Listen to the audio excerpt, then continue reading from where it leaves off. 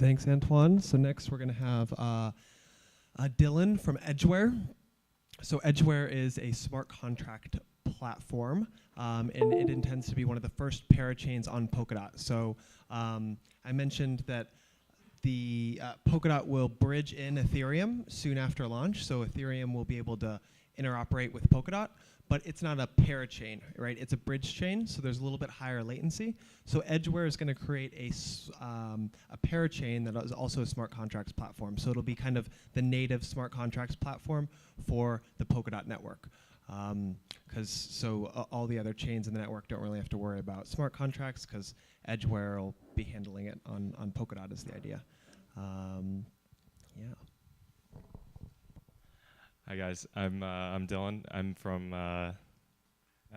we're based out of New York.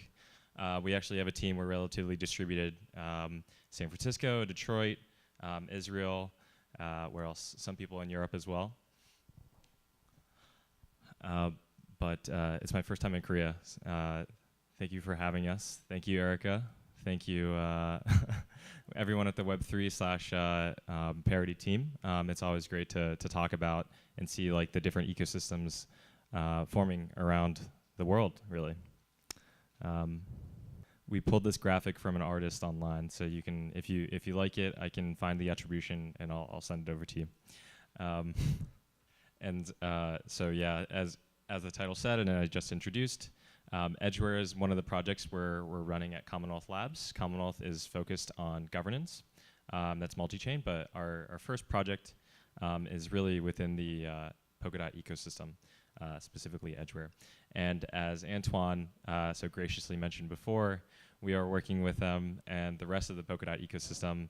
Chain Safe guys, you know, it's great to hear that you guys are working on a generalized bridge. We are very excited about that, especially as you support WASM chains. That'll be very, very exciting. That just goes to show what Jack said earlier. There's 30 teams around the world working on related projects. And okay, yeah, I think it's good. It's hard to keep track, you know. It's a growing ecosystem, and I think it'll only continue to grow as we kind of get closer and closer to launch. And so what is Edgeware, besides what you've heard a little bit before? You can see there's a little E here. So originally, this is the first result on Google or DuckDuckGo if you use that privacy-enabled browser. So Edgeware is like a little town in London. This is the first result. We're on the main page now, so the Edgeware awareness is growing. But if you come and search Edgeware, we will be able to spread the word a little bit farther. But for our purposes, Edgeware is a few things. But one statement, to put it plainly, it's a Polkadot generalized smart contract platform, and it has a few features, and I'll run through those today. It's dev-friendly, so that means enabling WASM smart contracts or compiling down to WASM, having a modular tool stack so you can actually build modules and enhance the Edgeware chain itself, a clear roadmap for governance enabled by on-chain voting. And to kind of bootstrap that effect, we have this new token distribution mechanism called the lock drop, which I'll delve into a little further. And again, to keep seeding this network, we want to continue circulating tokens, not just to validators who will initially verify transactions, but also to other developers who will build core technology for the platform, as well as build new dApps or things like that. So we want to incentivize them with a community-governed block reward. And finally, the first word in kind of the one-sentence pitch for Edgeware is a Polkadot smart contract platform. So Edgeware will be launched, quote-unquote, as a solo chain, but it will, one day when Polkadot launches later this year, it'll have the guaranteed security as well as the inter-blockchain messaging capabilities from Polkadot. And so without further ado, I'll delve into the dev-friendly part. So how many developers are actually in the room? I'm just curious. Okay. All right. So if I say, I'm not going to sound so dumb if I talk about WASM. So I got an econ degree, and I'm just a hacker on the side. But so if we talk about WASM, it's short for WebAssembly, and And essentially what that allows us to do is instead of writing smart contracts in Solidity or something like that, we can write them in Rust or anything that compiles down to essentially the WASM virtual machine. So that's things like Rust, JavaScript, C, C++, anything in which you kind of have a client. So you don't have to learn a new language. And one of the focuses that we've seen coming from a college environment in the US is that languages are still kind of a barrier to entry. They're more a tool for thought, and so any way we can lower that barrier is easier.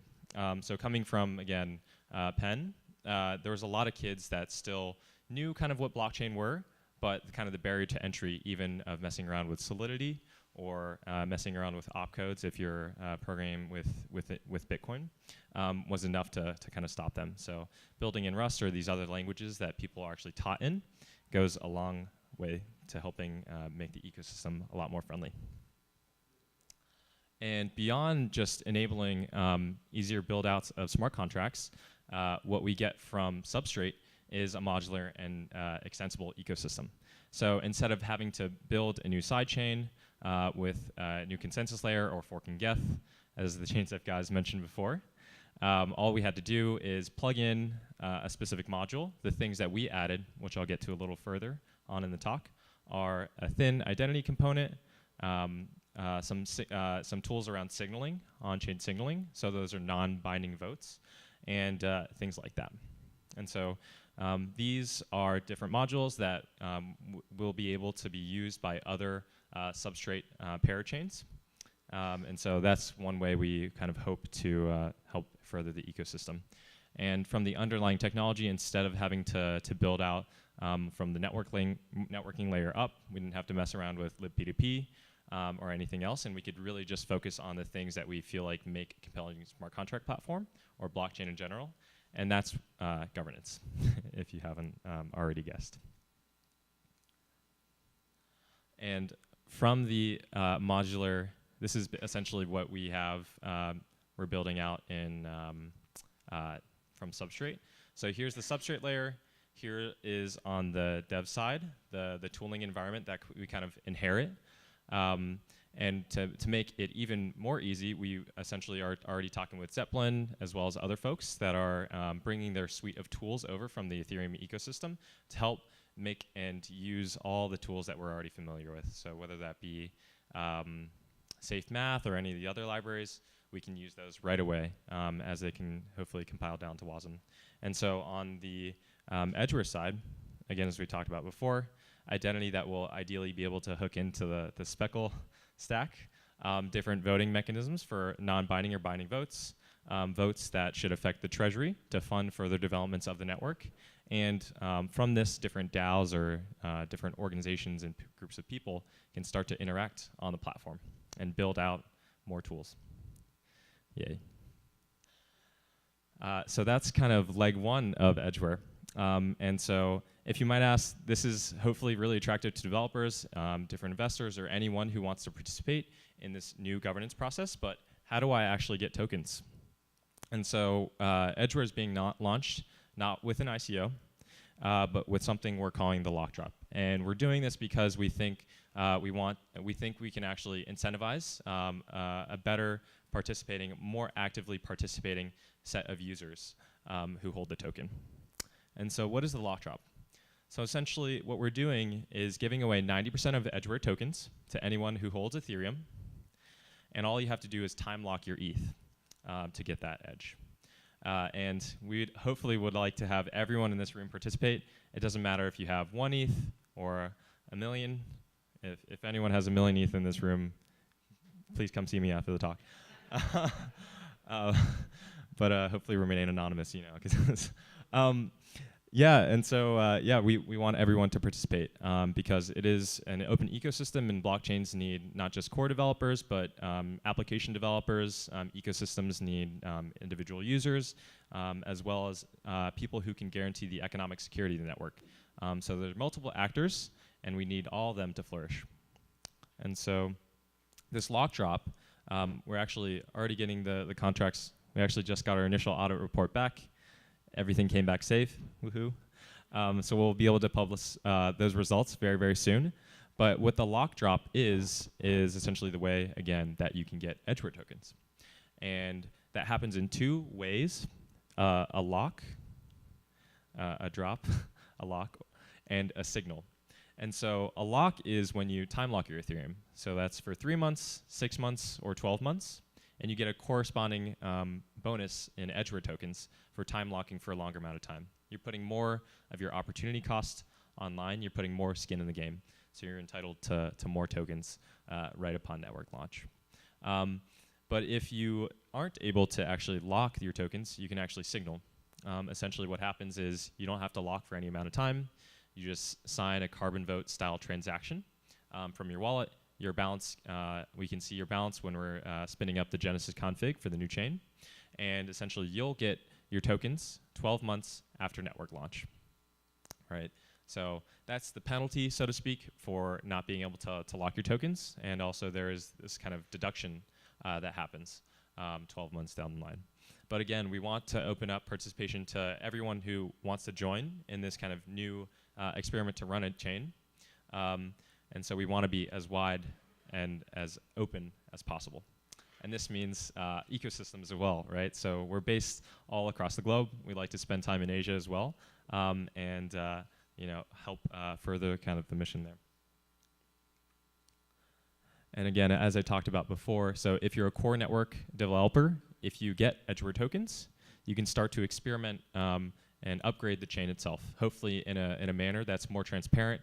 I don't want to throw shade. We love the Ethereum ecosystem. Obviously, it's kind of being launched as a side chain to the Ethereum ecosystem. But if we're able to more transparently vote around specific issues, we might be able to upgrade faster. And so we can test those changes on Edgeware.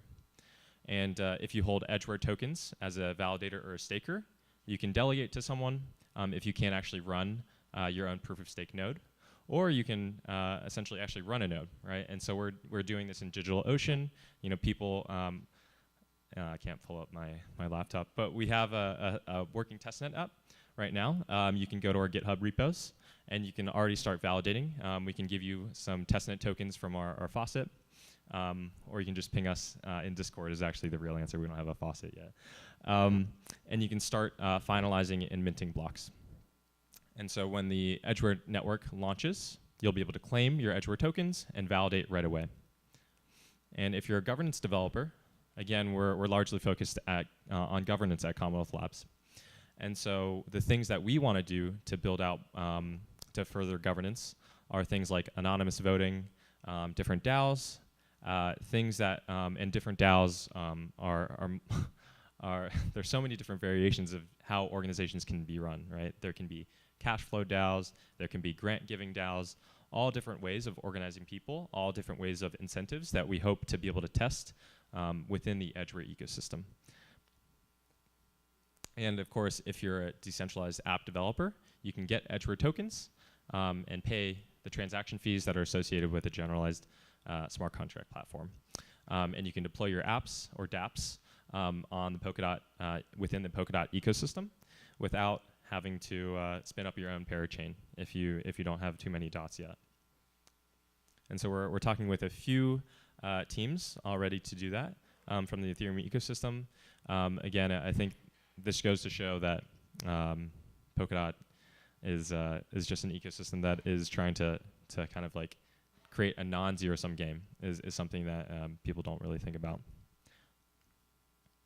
And so that's the second leg. And so now that everyone has tokens, now that all kind of stakeholders are represented, the passive stakers and investors who are guaranteeing the economic security of a proof of stake chain, the developers, different governance experimenters, now they can all fight over, hopefully not fight over, but hopefully get to choose who is rightly so gets the block reward. And so I mentioned this a little bit before, but a proof of stake chain, normally the block reward goes to just validators or people who are validating transactions. And so they're incentivized with a mixture of fees as well as this block reward. And so on Edgeware, 50% of this block reward will go to a DAO. And the DAO will hopefully be governed in the 3 rings of governance. So don't get too dizzy when I point this laser pointer. So the things that we're building out are the signaling layer. So that's non-binding votes. So if you hold Edgeware token, if you're an investor, a staker, or whatever else, everyone will kind of see. So you can send a proposal. Say you want to fund Speckle, essentially the development there. So everyone will be able to vote on that in a non-binding manner. And if that kind of gets enough informal support, you can move to democracy vote. And so within the democracy module, what you can do is essentially a token-weighted vote to actually implement and give away the Edgeware tokens to a deserving developer. Another function of the democracy module is beyond allocating treasury rewards, is also to vote people on to the council, essentially. And what is this council? This council is a set of people who essentially bias the quorum or make it easier or harder for the rest of the ecosystem to essentially vote or enact a proposal. And why is there a council? It's kind of counterintuitive. Well, actually, sorry. I mixed up the slides a little bit. And so as I talked about before, there's 50% of the block reward goes to this treasury. We want to provide incentives to all sets of ecosystem participants instead of just validators. It should work like a DAO. Again, anyone can participate. Anyone who holds Edgeware tokens can participate and vote. And we really want to encourage that. We want to encourage that through our Edgeware specific governance UI. These are actually old, and you'll be able to, if you sign up on Edgeware, there's a link at the end of this presentation, but you can sign up, you can start participating in governance proposals that will happen on the testnet. So early participants in this testnet will get some Edgeware tokens when mainnet launches. So we want to incentivize participation. And so the kind of features that you can see here, it's a very GitHub-like interface. You can vote, yes or no. You can see, you can create comments, yada, yada, yada. Here's a close-up of a specific proposal. You can see who's voted, all the things that we should know and love for governance. This is what I was trying to get at before. So for councils, and then governance in particular, the one worry that we all have is who gets to vote and who really holds power within these ecosystems. And so in the traditional manner, if you are in a network that's purely token weighted and is also restricted to only the set of validators who are verifying transactions, you can get a scenario where only a few people, perhaps in the case like EOS, you only have like 21 block producers actually making a decision on the network. And that may lead to bad outcomes down the line. We're very early in the life cycle of crypto governance, and so we really haven't seen the effects of how these things will play out. But one of the core goals on Edgeware are to provide a set of governance primitives to hopefully guard against that governance lock-in, that regulatory or governance capture by large token holders. And so the ways we want to do that, beyond having normal token-weighted voting, having this council, who hopefully should represent the values and hopes and dreams of all the stakeholders within the network, is a concept called lock duration voting. And so what it is, it kind of follows from the lock drop itself. So you can lock your tokens for 3, 6, 12 months in the lock drop. Within a voting period, you can lock your tokens for 2, 6, or 8 weeks. 2, 4, or 6 weeks. And you'll get a corresponding bonus in the weight of your token. So you can, by the amount of token that you have, if you have 1 token and you lock for 6 weeks, you'll get like a 3 times multiplier. So you have 3 tokens worth of voting. And again, this council serves the purpose of biasing the quorum. So the amount of people that actually need to show up to actually get a proposal into action, as well as defining the and as well as having a set limit for actually the supermajority that actually needs to approve a proposal. So if the council, who hopefully should be elected by other people, by all the token holders, says that, yes, this is a really good proposal, not everyone needs to really participate, you'll need a lower supermajority to actually vote. But if one person on the council vetoes, that means that the bias will be set a little lower, you'll need more of a supermajority to actually do this. So one thing that actually happens is as the number of people who are voting increases and reaches 100%, then it just becomes a majority. One thing in crypto governance in general, as Antoine so validly pointed out, we have very, very low governance participation overall. So in different democratic states around the world, in the US is not a very good example. We only have voter participation of around 50%, right? But you know, some other places, most other places have voting age participation of 70 to 80%. And so that's something that we'd like to hopefully achieve on Edgeware. And the last way we're hoping to prevent plutocracy or capture by large token holders in the governance process is this concept of identity, right? And so how are we actually implementing identity? What we're doing is just having you link your Edgeware address to a Twitter handle or GitHub handle, right? So we feel like those are the things that actually matter within a crypto context. And further on, you can expand this to Telegram handles, email addresses, you name it. You don't actually have to put your email in plain text, obviously. It can be an encrypted claim as well. And so that was how we hope to enable and further governance, as well as have a community-governed block reward. And so here's this last part, scalability from Polkadot. That is a mouthful. So initially, Edgeware will be launched essentially as a solo chain, or in other terms, kind of like a side chain to Ethereum holders.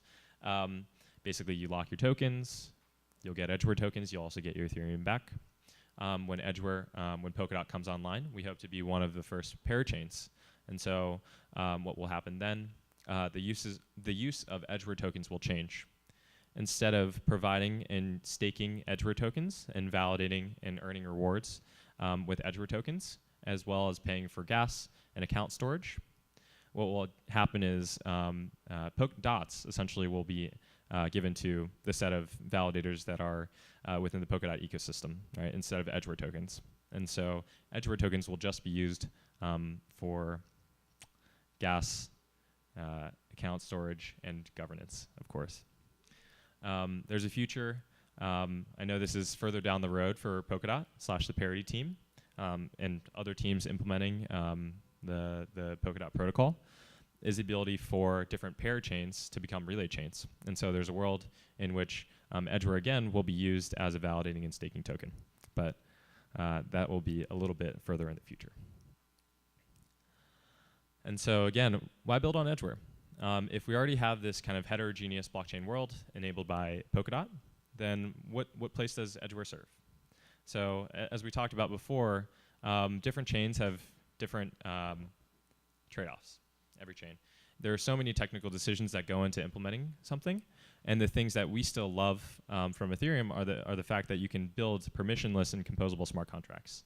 I remember attending hackathons and hooking together a bunch of APIs. And one of my proudest achievements was building a camera application where you could take a picture of a math problem and it would solve it for you, using Wolfram Alpha. But now on the DeFi ecosystem, you can build an index for the S&P 500 and have it be trading in liquid, right? That's just the scalability that you get from composable smart contracts, and that only takes a weekend to build as well, right? And so we want to maintain this composable future as well. So if you still want the guaranteed security from Polkadot, but you want to experiment within that permissionless environment, then you can come and build on Edgeware. And it hopefully should be a nice and cozy dev environment as well. That kind of covers everything here.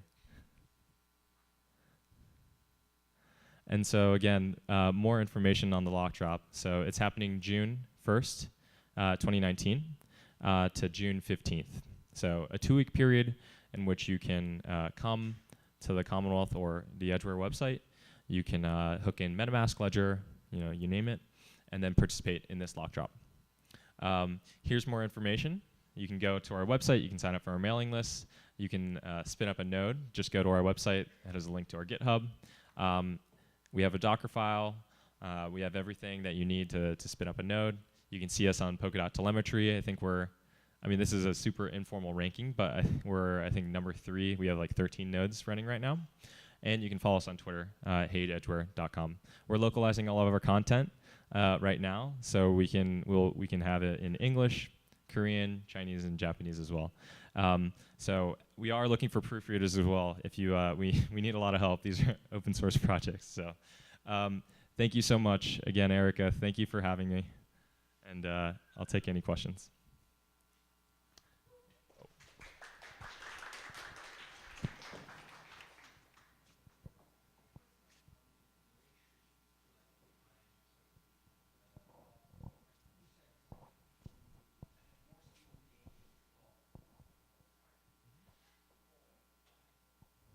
Why more skin in the game if you lock for longer?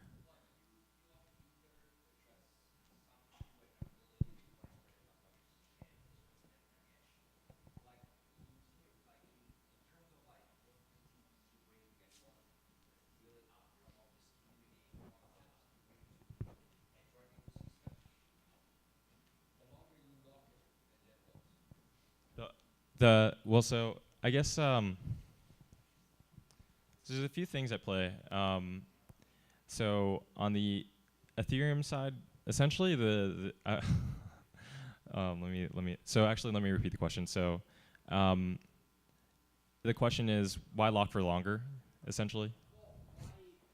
Why locking for longer equals more skin in the game? So it's just basically if you're a speculator or anyone, so all these chains are premised on especially if you're a proof of stake chain, the time value of your ETH, right, or whatever native token, right?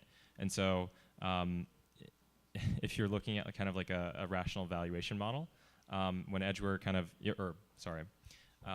what's an easier example? So with ETH, right, you can lend out ETH on Compound or something else for like 4 or 5%, right? And that could compound year over year, right? And so that's like something that we quote unquote have to compete with. And so if you lock up for longer, you should be compensated with more Edgeware tokens. Is kind of the kind of base logic. But I would say, one, we're not really trying to incentivize speculators mostly. We're really trying to incentivize people who are actually wanting to participate within the ecosystem. So it's walking that fine line between like what we know is rationally possible, is what I would say. Mm-hmm. Yeah.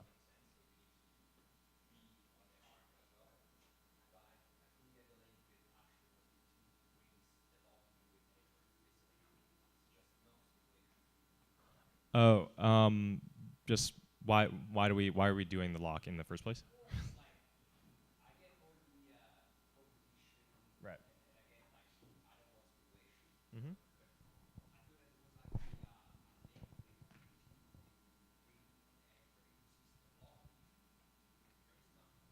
No. Yeah, it's just the initial token distribution, and then we borrow kind of lock type mechanisms for voting, and then obviously you lock when you delegate or stake to someone. Yeah, or yeah. And I'll take you. Sorry, I have appointed you first. Yes.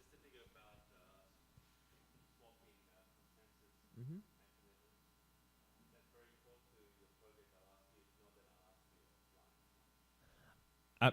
I'm happy to take it now. Yeah, for sure.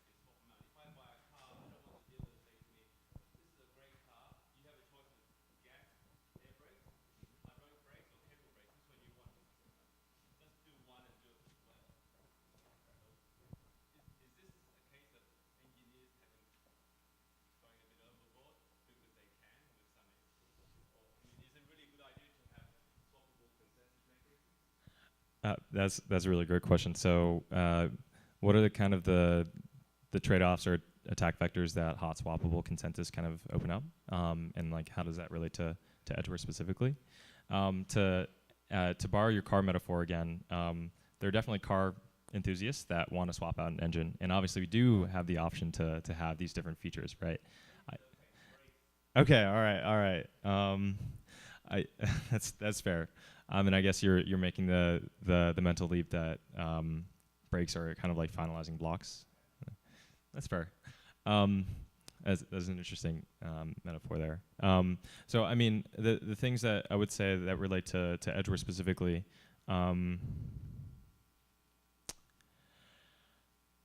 Consensus by consensus. The thing that really stuck out to me was consensus by conference call, right? And so we already have enough opaque processes within the world today, and so voting is something that's ostensibly worked for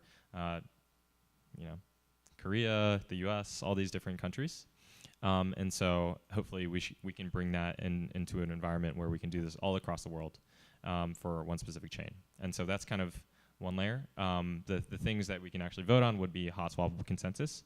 I would say that's more of a question to the future participants on Edgeware, as well as this kind of gets into the actual implementation side of like how do you actually do that, and that's like more of a parity substrate question, I would say.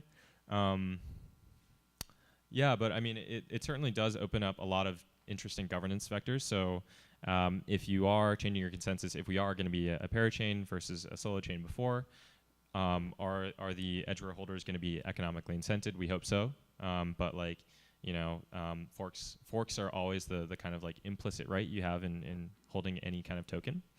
So that may happen, right? But will it kind of like have any teeth? It really comes down to like how many people decide to kind of go that way.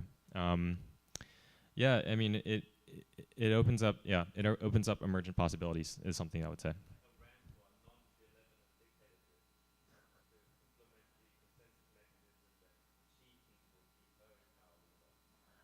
It is yeah, it is yeah, hopefully with the transparent governance process that can be lessened though, and all the other safeguards that we had. There were two other, yeah.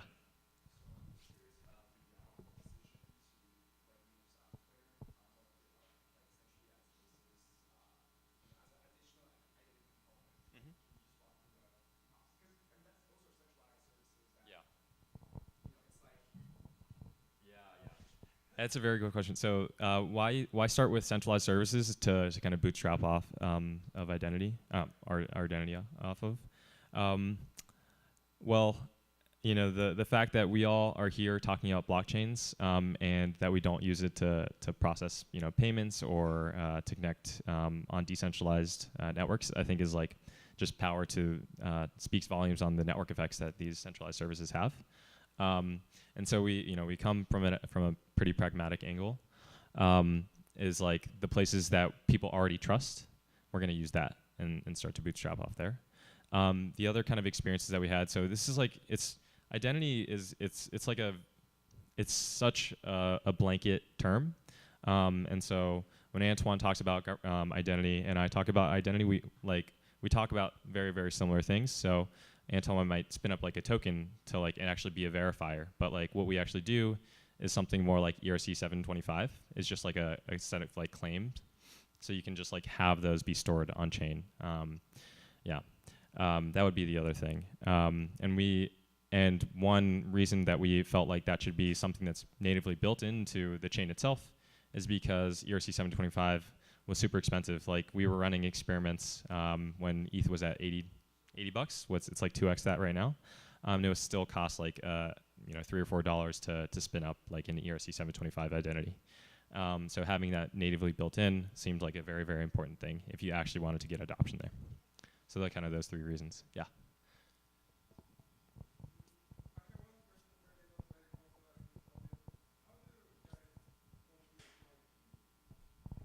How does the company want to make money, or how does the token or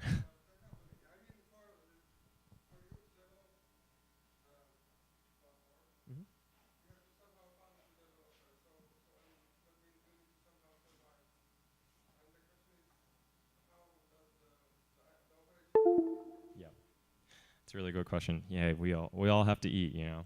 We can't survive on free conference food for forever.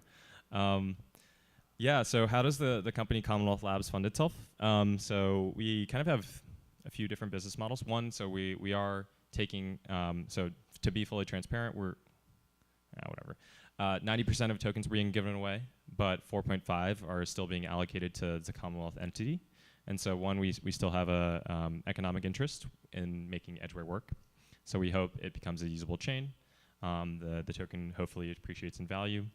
And it hopefully becomes something where we can stake and still actively participate in that kind of governance process. But in terms of Commonwealth, what we like to do is essentially expand the governance tools that we built, essentially. So from Edgeware, we're launching these different DAOs, and hopefully we can move those and use those on other chains, right? So we find that funding these different ecosystems is a very, very tough challenge. And so different experiments within Ethereum that we're watching very closely are Moloch DAO, on Gitcoin, all these other things. And so what we would have essentially is using these different DAOs, essentially going out to the community, taking maybe a small portion of those tokens, and then having other people get voting tokens in this DAO in return for giving a contribution to it. They can obviously always withdraw, but basically taking a portion of governance tokens to kind of steward those funds, essentially. So that would be the kind of medium-term business model of Commonwealth. I don't know if you like that or not, though.